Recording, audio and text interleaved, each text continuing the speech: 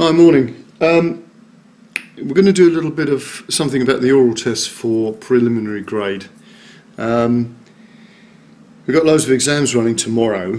One of the interesting things is that often people that come down after doing the exams, this is the thing that sort of sticks out in their mind, that they didn't do very well in the oral test or whatever. I mean, the oral tests aren't worth an awful lot of marks, a bit like the spoken tests.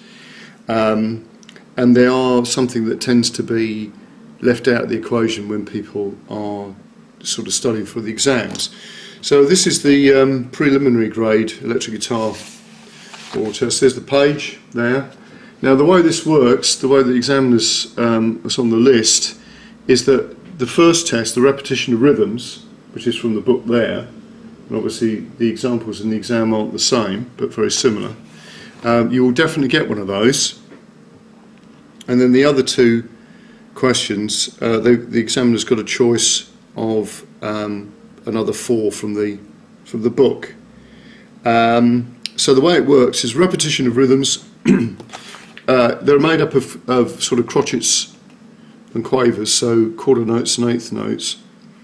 And generally, you either get 2 crotchets and 2 sets of quavers, like the ones that are in there.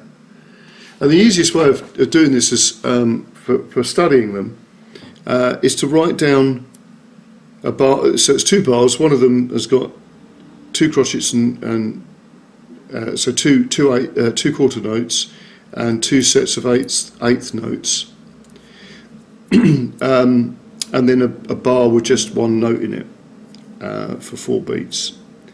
And what you would do is, if you think of as the crotchets as being the word tea, and then the quavers as being coffee, so you're going to get rhythms built up of tea, tea, coffee, coffee, and then 1 note that lasts for the 4 beats.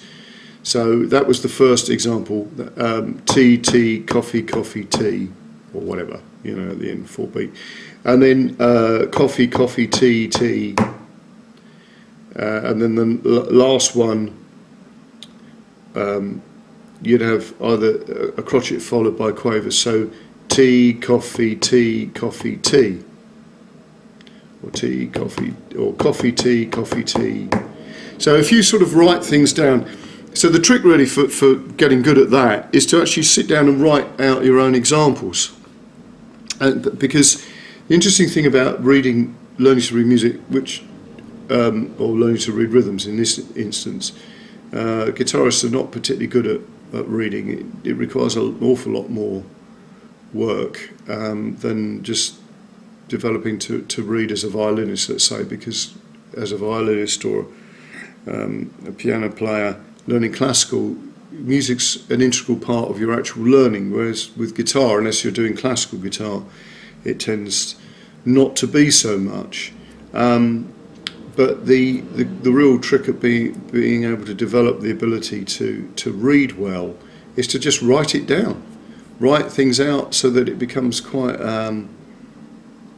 something that you do as sort of second nature. So do that, and that would make a lot of difference to your ability to hear the rhythms as well, and people can test you on that. Another good little trick is to record yourself and then put the recording somewhere.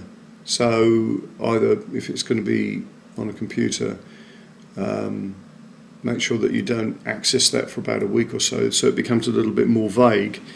And then when you play it back, make sure that you've also got the answer a few seconds later, so that you can pause it and then do the rhythm and then test yourself. And that applies to any of these tests.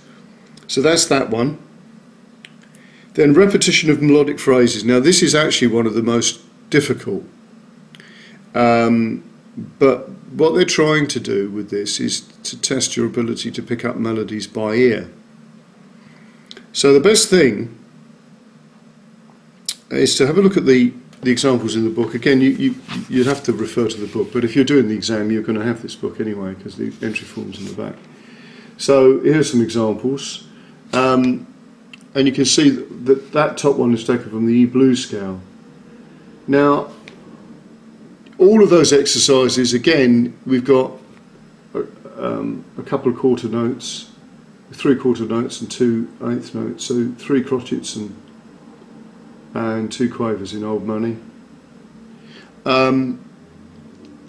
The idea then, if you look at that melody in the tablature form, you can see it goes from one note of the scale to an adjacent note, and occasionally repeats a note, and then may either go up or down to the adjacent notes. There's no jumping around. Now, all the examples are like this. So your best bet when you do this is, again, you could record yourself doing this, and obviously I've got a CD that you can get from me from my website, or just send me an email and I can send you one.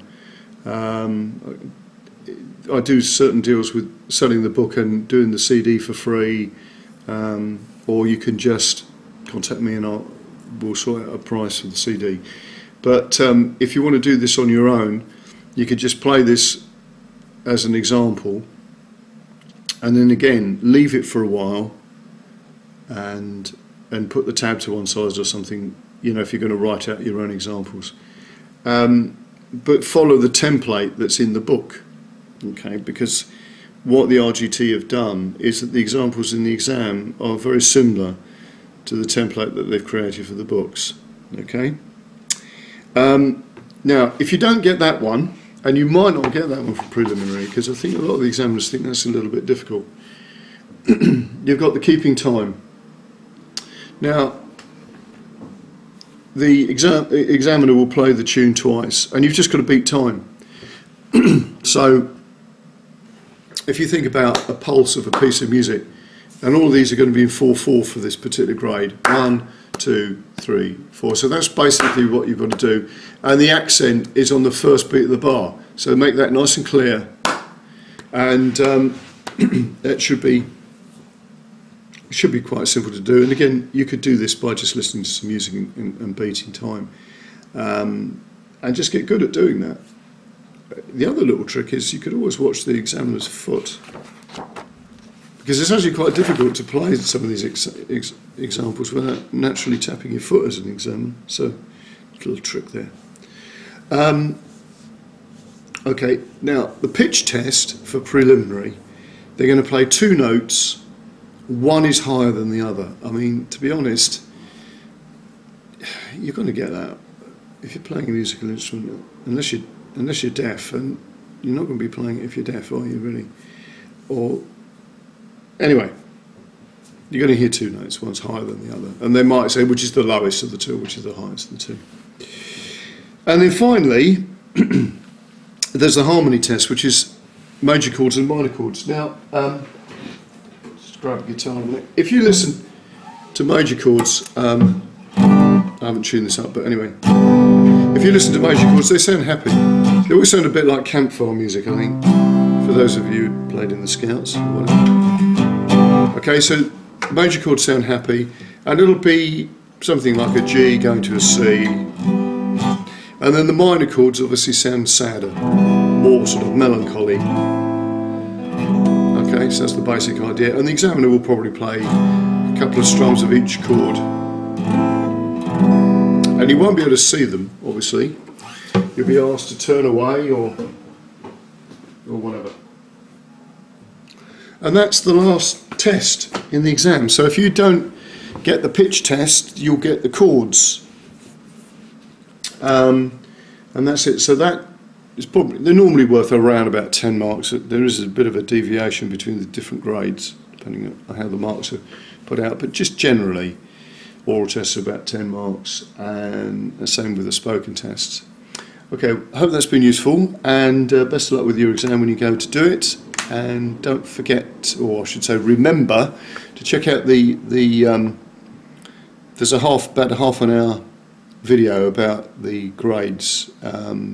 So there's one from preliminary grade 1 and grade 2, which is on my channel, and there's also one for grades 3, 4 and 5. Okay, if you want to check them out. Speak to you soon.